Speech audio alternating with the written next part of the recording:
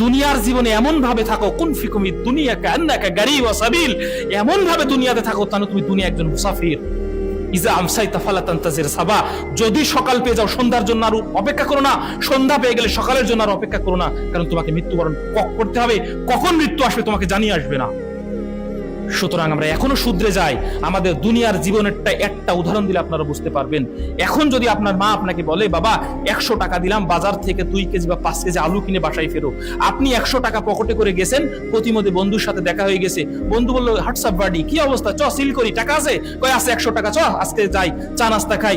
বন্ধুর কাঁধে হাত দিয়ে আপনি চলে গেলেন একটা চায়ের দোকানে, বিড়ি সিগারেট হাবি জাবি খেয়ে বাসায় যখন ফিরবেন চৌকাটে পা দিয়েছেন, ওই সময় মনে হলো ওরে আল্লাহ, মা তো বলেছিল আলু আনতে, আমার তো মনে নাই। বন্ধুর সাথে দেখা হয়ে আলু কিনতে বলেছে, বন্ধুর সাথে দেখা টাকা খরচ করে ফেলেছে, এখন অবস্থা কি হবে? ওই দিন যখন আপনি মারা যাবেন, ওই দিন মনে হবে আরে আল্লাহ, আল্লাহর সাথে তো আমি ফিঙ্গারপ্রিন্ট দিয়ে এসেছি, কথা দিয়ে এসেছি, দুনিয়ায় এসে আমি আল্লাহর জমিনে আল্লাহর দিন কায়েম করব, ইসলামের পক্ষে কথা বলবো, নামাজ পড়বো, রোজা রাখবো, হজ করবো, যাকাত দেবো, আমি তো কিছুই করি নাই। মালাকুল মউত রূহটা যখন নিয়ে আপনাকে আল্লাহর কাছে নেবে, ওই দিন মনে হবে আমার আলু কিনতে মনে নাই, দুনিয়াতে এসে আমার ভালো কাজ করতে মনে নাই।